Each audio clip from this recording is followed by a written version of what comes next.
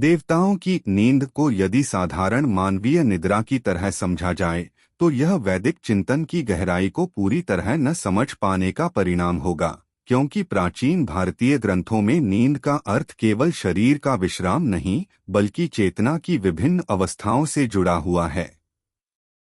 देवताओं के संदर्भ में प्रयुक्त निद्रा शब्द वास्तव में एक ऐसी अवस्था को दर्शाता है जहां चेतना बाहरी क्रियाओं से हटकर सूक्ष्म, व्यापक और सर्वव्यापी स्तर पर सक्रिय रहती है। उपनिषदों और पुराणों में यह स्पष्ट संकेत मिलता है कि देवता न तो थकान के कारण सोते हैं और न ही अज्ञानवश अचेत हो जाते हैं। उनकी तथाकथित नींद एक नियंत्रित, सजग और उद्देश्यपूर्ण अवस्था होती है, जिसे बाद के काल में योग निद्रा कहा गया। यह अवस्था न जागरण है, न स्वप्न और न ही सामान्य सुषुप्ति, बल्कि इन तीनों से परे वह स्थिति है जहां चेतना स्वयं को सीमित रूपों से हटाकर ब्रह्मांडीय स्तर पर विस्तार देती है।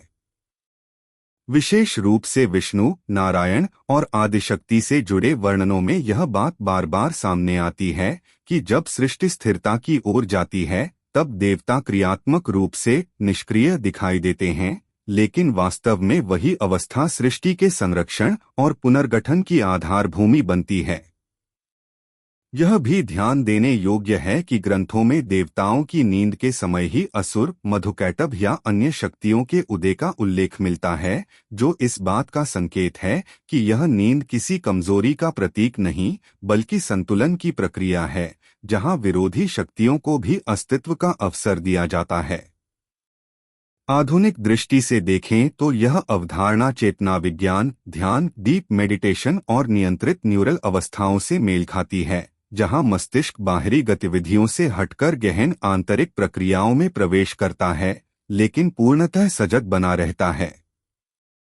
इसलिए यह कहना अधिक तथ्यपरक होगा कि देवताओं की नींद वास्तव में नींद नहीं बल्कि एक उच्चतम चेतनात्मक अवस्था थी, जहां शक्ति, ज्ञान और नियंत्रण एक साथ विद्यमान रहते हैं, और यही इस विषय को केवल धार्मिक कथा से उठाकर दार्शनिक और वैज्ञानिक विमर्श के स्तर तक ले जाती है।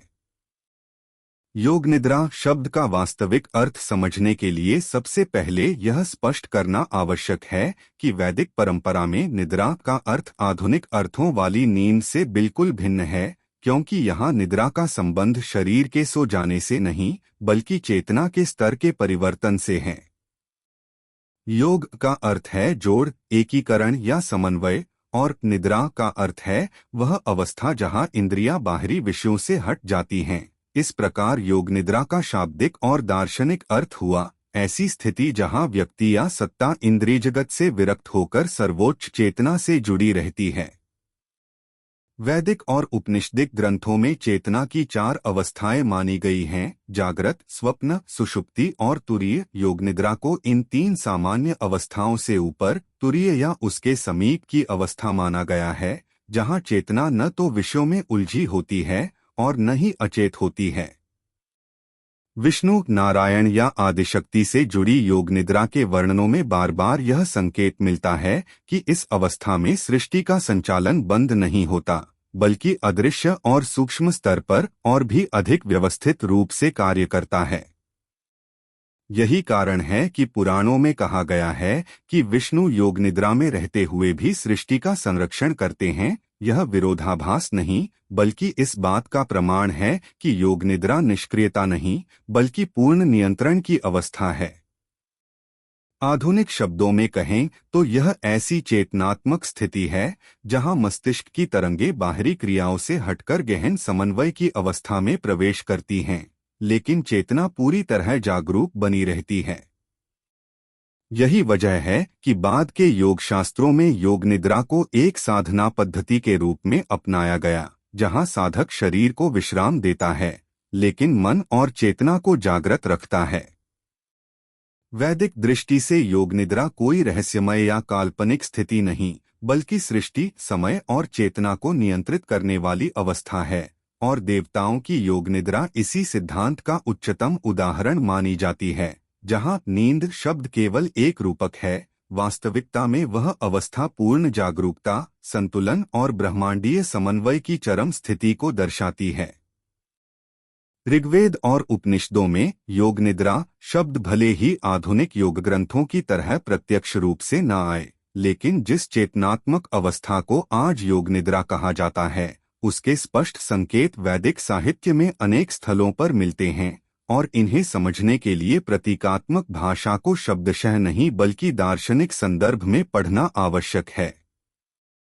ऋग्वेद में बार बार तदेकम और अप्रकेतन सलिलन सर्वमिदं जैसे मंत्र आते हैं, जहां सृष्टि के आरंभ से पहले की स्थिति को ऐसी अवस्था बताया गया है जिसमें न जागरण था, न मृत्यु, न गति, न समय। यह स्थिति किसी अचेत नींद की नहीं बल्कि पूर्ण स्थिरता और सजग संभाव्यता की अवस्था थी, जिसे बाद के वैदिक चिंतन में चेतना का मूल स्तर माना गया।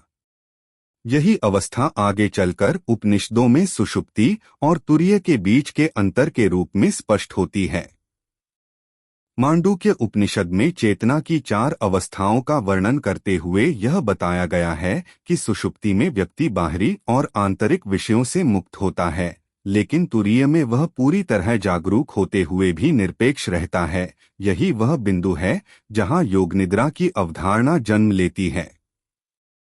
बृहदारण्यक और छांदोग्य उपनिषदों में आत्मा की उस स्थिति का उल्लेख है जहां वह न कुछ देखती है, न सुनती है, फिर भी सब कुछ जानती है, जो इस बात का संकेत है कि वैदिक ऋषि चेतना को केवल सक्रिय इंद्रियों से नहीं जोड़ते थे। ऋग्वैदिक देवताओं के संदर्भ में भी जब कहा जाता है कि वे निद्रा में हैं, तो साथ ही यह भी कहा जाता है कि वे ऋत, सत्य और ब्रह्मांडीय नियमों का संरक्षण कर रहे हैं, जो साधारण नींद की अवस्था में असंभव है। इससे स्पष्ट होता है कि वैदिक ग्रंथों में निद्रा का अर्थ इंद्रियगत निष्क्रियता है, न कि चेतना का लोप। उपनिषदों में यह विचार और अधिक विकसित होकर सामने आता है, जहां ब्रह्मा को निद्रित और फिर भी सर्वज्ञ कहा गया है। यह विरोधाभास नहीं, बल्कि यह दर्शाने का प्रयास है कि सर्वोच्च चेतना बाहरी क्रिया से मुक्त होकर भी पूर्ण नियंत्रण में रहती है। इसी वैदिक आधार पर बाद के शैव, वैष्णव और शाक्त दर्शन में योग निद्रा को एक विशेष चेतनात्मक स्थिति के रूप में स्वीकार किया गया, और आधुनिक काल में इसे ध्यान और साधना की तकनीक के रूप में पुनः परिभाषित किया गया। इसलिए ऋग्वेद और उपनिषदों में योग निद्रा को किसी कथा या कल्पना के रूप में नहीं, बल्कि चेतना की वैज्ञानिक और दार्शनिक समझ के प्रारंभिक सूत्र के रूप में देखा जाना चाहिए। जहां नींद शब्द केवल भाषा का माध्यम है, वास्तविक विषय चेतना की वह अवस्था है जो जागरण और अचेतन दोनों से परे स्थित होती है। विष्णु की योग निद्रा को यदि केवल पौराणिक चित्रों में दिखाए गए क्षीरसागर पर शेषनाग के ऊपर विश्राम तक सीमित कर दिया जाए, तो यह उसके वास्तविक अर्थ और गहराई को पूरी तरह न समझ पाने जैसा होगा, क्योंकि वैदिक और पुराणिक चिंतन में विष्णु की योग निद्रा को ब्रह्मांडीय संतुलन की एक अनिवार्य अवस्था के रूप में देखा गया है, न कि किसी देवता की निष्क्रियता के रूप में। विष्णु को पालनकर्ता कहा गया है, और संरक्षण का अर्थ केवल निरंतर क्रिया नहीं, बल्कि कभी कभी नियंत्रित स्थिरता भी होता है। यही स्थिरता योग निद्रा का मूल तत्व है। जब ग्रंथों में कहा जाता है कि विष्णु योग निद्रा में हैं, उसी समय यह भी कहा जाता है कि सृष्टि चल रही है, समय प्रवाहित हो रहा है और नियम कार्य कर रहे हैं। यह स्पष्ट संकेत है कि यह अवस्था चेतना के लोप की नहीं, बल्कि न्यूनतम हस्तक्षेप के साथ अधिकतम नियंत्रण की अवस्था है। वैज्ञानिक दृष्टि से देखें तो यह अवधारणा आज के सिस्टम थ्योरी और कॉस्मिक बैलेंस के सिद्धांतों से मेल खाती है, जहां किसी जटिल प्रणाली को स्थिर रखने के लिए हर समय सक्रिय हस्तक्षेप आवश्यक नहीं होता, बल्कि कभी कभी सिस्टम को उसकी आंतरिक व्यवस्था पर छोड़ देना ही संतुलन बनाए रखने का सर्वोत्तम तरीका होता है। शेषनाग का प्रतीक यहाँ और भी महत्वपूर्ण हो जाता है, क्योंकि शेष का अर्थ ही जो शेष रहता है, अर्थात वह आधार, वह ऊर्जा संरचना जिस पर सृष्टि टिकी हुई है। विष्णु का उस पर योग निद्रा में स्थित होना यह दर्शाता है कि चेतना मूल ऊर्जा पर स्थिर होकर ब्रह्मांड को संतुलित रखती है। पुराणों में यह भी वर्णित है कि विष्णु की योग निद्रा के दौरान ही सृष्टि के चक्रों का परिवर्तन होता है, कल्प का अंत, नए कल्प की तैयारी और ऊर्जा का पुनर्संयोजन, जो आधुनिक भाषा में कहें तो रीसेट और रिकैलिब्रेशन प्रोसेस जैसा है।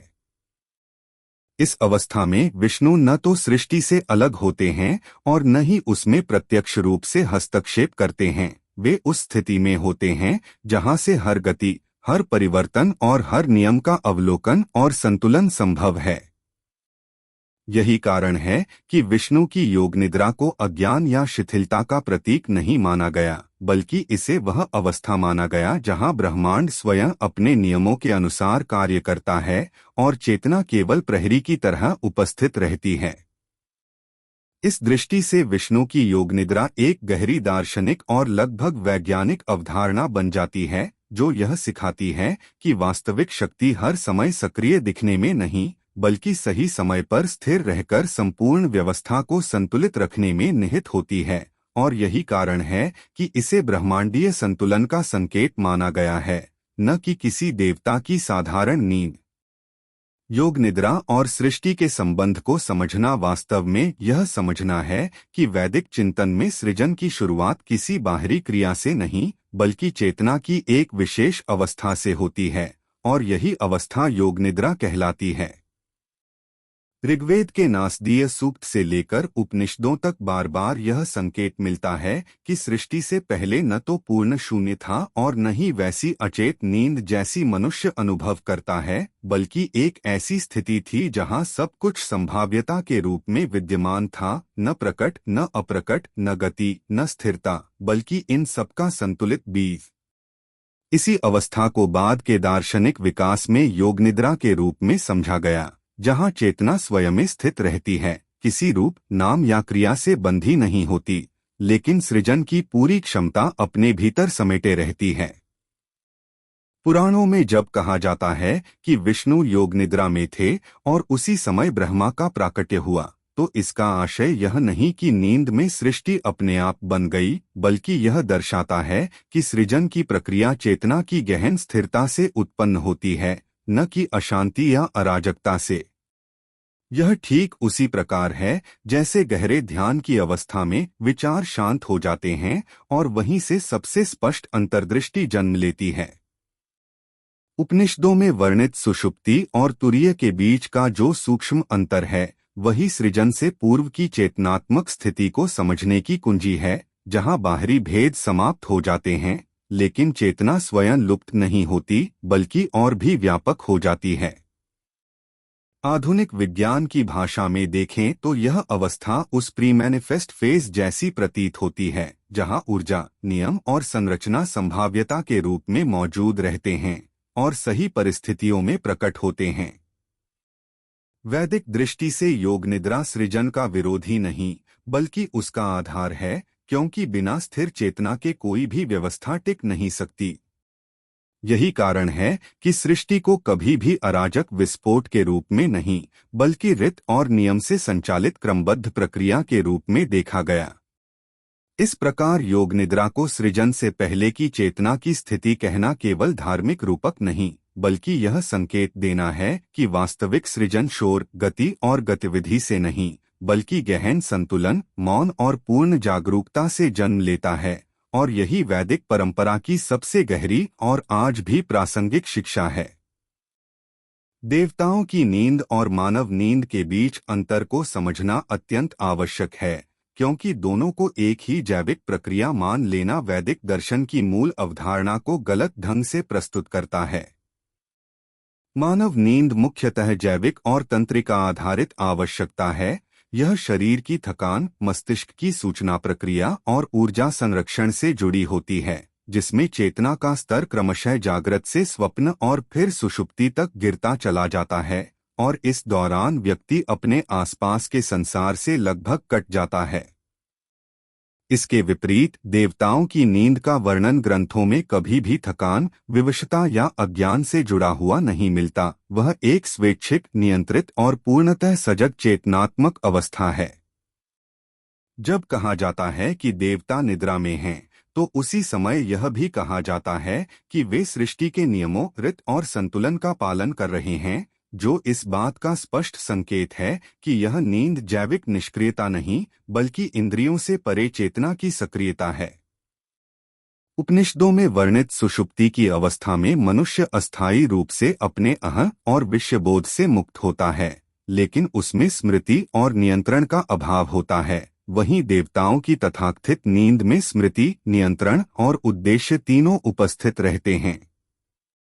यह अंतर दर्शाता है कि देवताओं की नींद को आधुनिक शब्दों में चेतना का उच्चस्तरीय मोड कहा जा सकता है, जहां बाहरी क्रियाएं स्थगित होती हैं, लेकिन आंतरिक संचालन अधिक सटीक और व्यापक हो जाता है। यही कारण है कि विष्णु, शिव या आदिशक्ति से जुड़े वर्णनों में निद्रा के साथ सर्वज्ञ, सर्वव्यापक और नियंता जैसे विशेषण एक साथ प्रयुक्त होते हैं, जो सामान्य मानवीय नींद की अवस्था में असंभव है।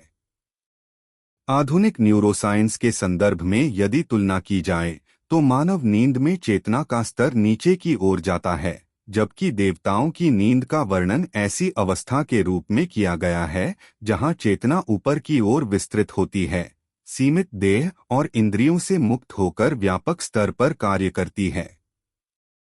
इसलिए वैदिक दृष्टि से देवताओं की नींद किसी जैविक आवश्यकता का परिणाम नहीं, बल्कि एक चेतनात्मक स्थिति है, जहां शक्ति का प्रयोग बाहरी क्रिया के बजाय संतुलन, निरीक्षण और नियंत्रण के माध्यम से होता है, और यही अंतर इसे मानव नींद से मौलिक रूप से अलग और दार्शनिक रूप से अत्यंत महत्वपूर्ण बनाता है।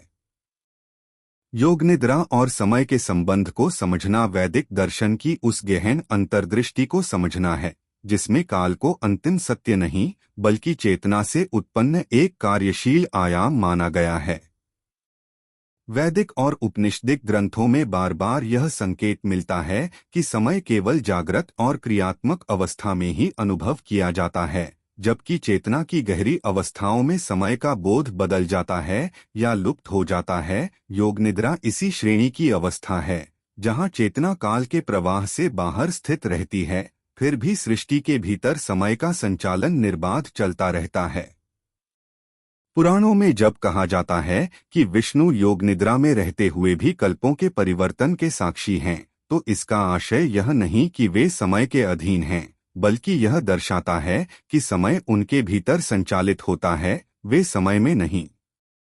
यही कारण है कि एक कल्प, एक मनवंतर या एक युग उनके लिए क्षण के समान वर्णित किया गया है। यह प्रतीक इस बात का है कि योग निद्रा में चेतना समय की गणना से मुक्त हो जाती है।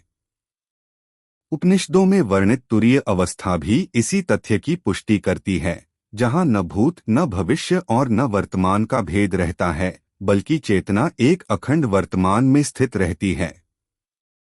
आधुनिक विज्ञान की भाषा में देखें तो यह अवधारणा उस स्थिति से मेल खाती है जहां प्रेक्षक और समय के बीच का संबंध बदल जाता है, जैसे सापेक्षता के सिद्धांत में समय गति और स्थिति पर निर्भर हो जाता है।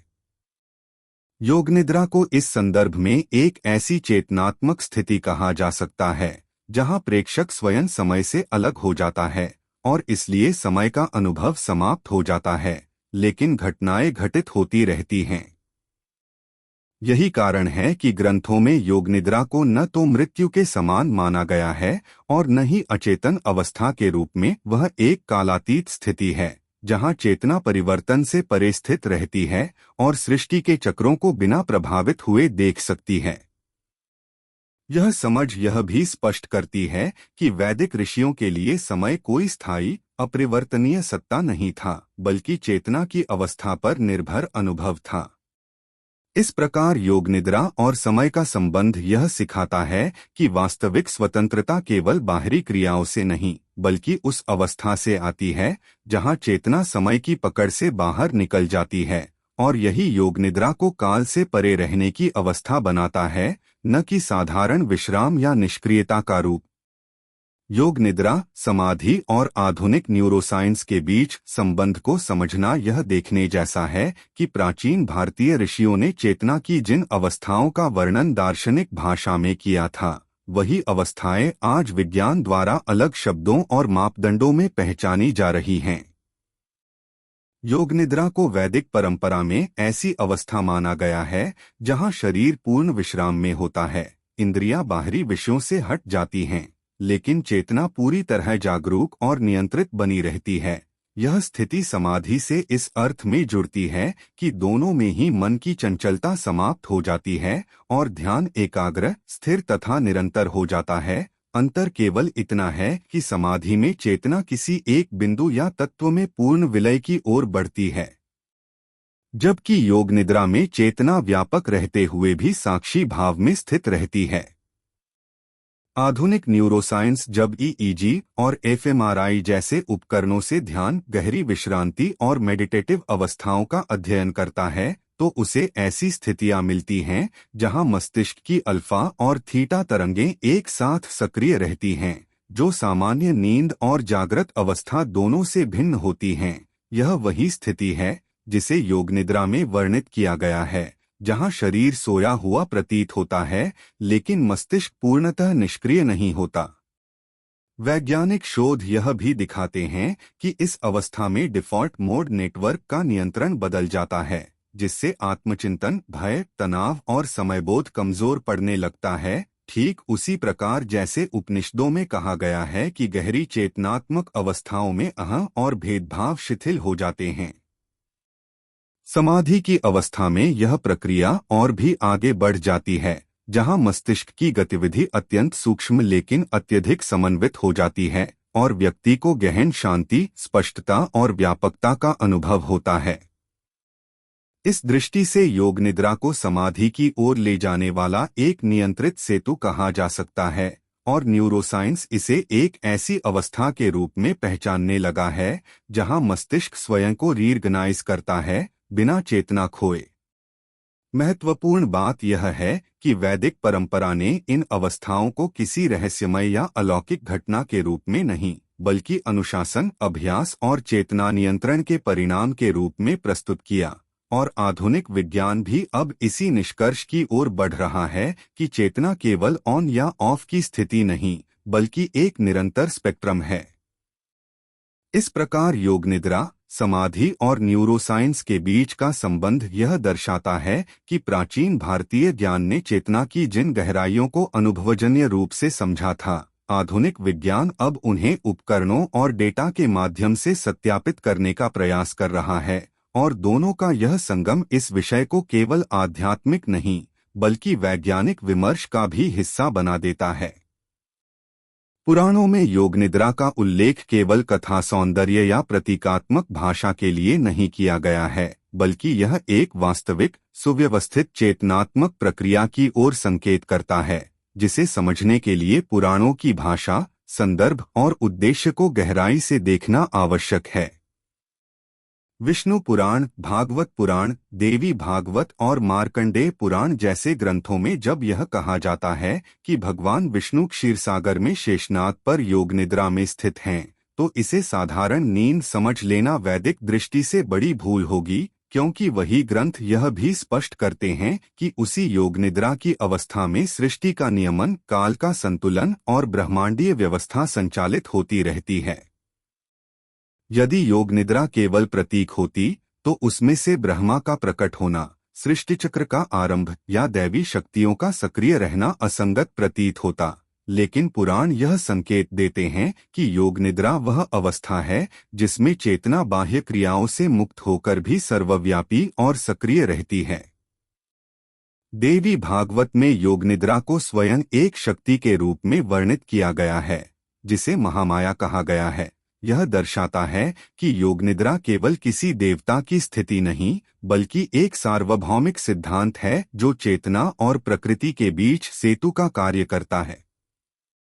पुराणों में यह भी बताया गया है कि जब विष्णु योग निद्रा में प्रवेश करते हैं, तब तम, रज और सत्व तीनों गुण संतुलित अवस्था में होते हैं, जो आधुनिक भाषा में कहें तो ऊर्जा और सूचना के न्यूनतम हस्तक्षेप की स्थिति है, न पूर्ण निष्क्रियता और न अराजक सक्रियता।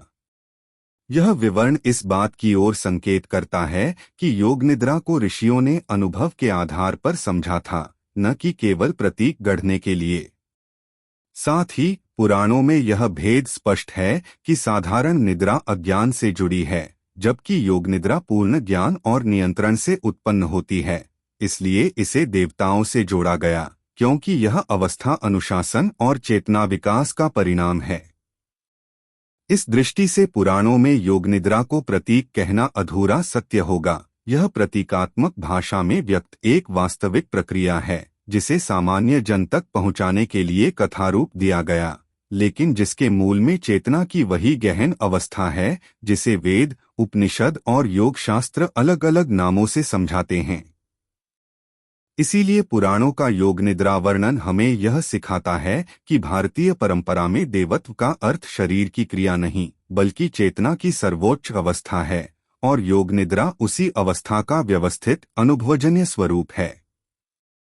योग निद्रा और शक्ति का संबंध समझने के लिए सबसे पहले यह जानना आवश्यक है कि वैदिक और पुराणिक परंपरा में चेतना, पुरुष और शक्ति, प्रकृति को कभी अलग नहीं माना गया, और देवी योग निद्रा इसी अविभाज्य संबंध की अभिव्यक्ति है।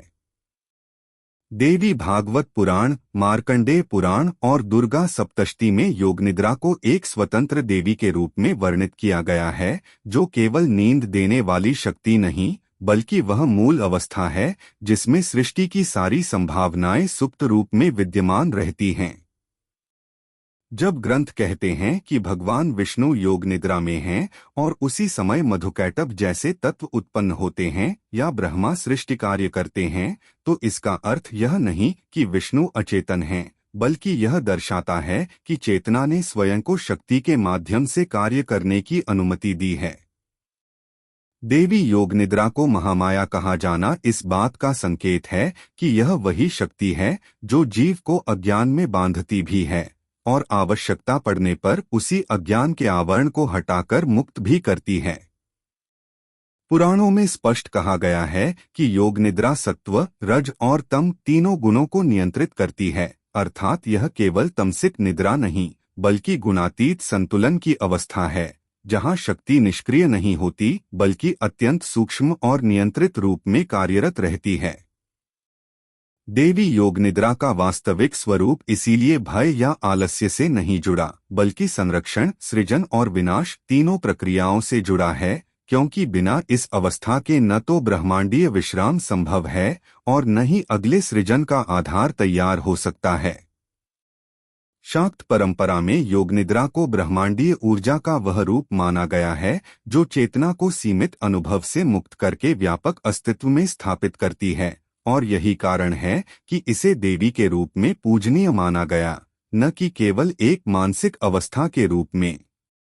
इस प्रकार योग निद्रा और शक्ति का संबंध यह स्पष्ट करता है कि भारतीय दर्शन में नींद कोई कमजोरी नहीं बल्कि वह शक्ति है जो सृष्टि को थामे रखती है, समय को संतुलित करती है और चेतना को उसके अगले चरण के लिए तैयार करती है, और देवी योग निद्रा उसी सार्वभौमिक शक्ति का नाम है जिसे पुराणों ने रूप, नाम और दर्शन देकर समझाया।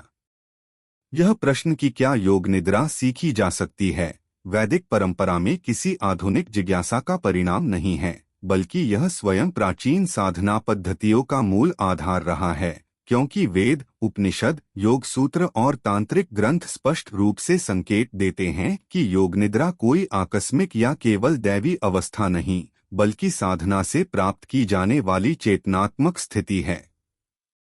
कठोपनिषद और मांडूक्य उपनिषद में जागृत, स्वप्न और सुषुप्ति के आगे जिस तुरीय अवस्था का वर्णन है वही योग निद्रा का दार्शनिक आधार मानी जाती है, जहां साधक शरीर और मन के निष्क्रिय होते हुए भी चेतना में पूर्णतः जागृत रहता है। प्राचीन योग परंपरा में इसे प्राप्त करने के लिए क्रमबद्ध अभ्यास बताए गए हैं, जैसे प्राणायाम द्वारा श्वास प्रश्वास को सूक्ष्म करना, प्रत्याहार के माध्यम से इंद्रियों को बाह्य विषयों से हटाना और धारणा द्वारा चेतना को किसी एक बिंदु या मंत्र में स्थिर करना। पातंजल योग सूत्र में चित्तवृत्ति निरोध को जिस अवस्था का लक्ष्य बताया गया है वह वास्तव में योग निद्रा की ओर ही संकेत करता है, क्योंकि यहाँ मन की गतिविधियां शांत हो जाती हैं पर जागरूकता समाप्त नहीं होती। तांत्रिक ग्रंथों में योग निद्रा को शक्ति साधना से जोड़ा गया है, जहां साधक मंत्र, न्यास और ध्यान के माध्यम से चेतना को उस स्तर तक ले जाता है जहां शरीर विश्राम में होता है लेकिन चेतना साक्षी रूप में सक्रिय रहती है। आयुर्वेदिक परंपरा में भी इसे गहन विश्राम और मानसिक पुनर्संयोजन की अवस्था माना गया है, जो दीर्घकालिक साधना से ही स्थिर रूप में प्राप्त होती है। महत्वपूर्ण बात यह है कि प्राचीन ग्रंथ योग निद्रा को अचानक या बिना अनुशासन के प्राप्त होने वाली अवस्था नहीं मानते। वे बार बार बताते हैं कि यदि साधक में नैतिक अनुशासन, इंद्रिय संयम और मानसिक स्थिरता नहीं है तो वह केवल साधारण नींद तक ही सीमित रह जाएगा। इसीलिए ऋषियों ने इसे अभ्यासजन्य अवस्था कहा, न कि वरदान। इस दृष्टि से योग निद्रा को सीखना संभव है, लेकिन वह आधुनिक अर्थों में किसी तकनीक को सीखने जैसा नहीं, बल्कि चेतना के क्रमिक परिष्कार की प्रक्रिया है, जहां साधक धीरे धीरे उस स्थिति तक पहुंचता है जिसे ग्रंथ देवताओं की अवस्था कहकर वर्णित करते हैं, क्योंकि वहां नींद भी होती है और जागरूकता भी, दोनों एक साथ। देवताओं की नींद की जो अवधारणा भारतीय वैदिक परंपरा में सामने आती है, उसकी सबसे गहरी शिक्षा यही है कि चेतना का सर्वोच्च रूप नियंत्रण और मुक्ति के साथ जुड़ा होता है, न कि अचेतन विश्राम के साथ। जब ग्रंथ कहते हैं कि देवता या विष्णु योग निद्रा में स्थित हैं, तो वास्तव में यह बताया जा रहा है कि वे उस अवस्था में हैं जहां चेतना बाहरी संसार के बंधनों से पूर्णतः मुक्त होकर भी स्वयं पर संपूर्ण नियंत्रण बनाए रखती है। यह शिक्षा सीधे मानव जीवन से जुड़ती है, क्योंकि सामान्य मनुष्य की नींद अज्ञान और थकान से उत्पन्न होती है, जबकि देवताओं की नींद पूर्ण जागरूकता, अनुशासन और संतुलन से जन्म लेती है। उपनिषदों के अनुसार मुक्ति का मार्ग उसी व्यक्ति के लिए खुलता है जो जागृत अवस्था में भी सुषुप्ति जैसा शांत और साक्षी भाव रख सके, और यही योग निद्रा का सार है। देवताओं की नींद यह सिखाती है कि शक्ति का वास्तविक अर्थ निरंतर कर्म करना नहीं, बल्कि यह जानना है कि कब कर्म को रोककर चेतना को स्थिर करना है, क्योंकि असंतुलित सक्रियता भी बंधन बनती है। इस अवस्था में चेतना न तो इच्छाओं से संचालित होती है और न ही भय से, बल्कि वह स्वयं की साक्षी बन जाती है, और यही मुक्ति का प्रारंभिक चरण माना गया है। पुराणों में यह संकेत भी मिलता है कि जब तक चेतना नियंत्रण में नहीं आती, तब तक शक्ति विनाशकारी हो सकती है, लेकिन योग निद्रा की अवस्था में वही शक्ति संरक्षण और सृजन का माध्यम बन जाती है।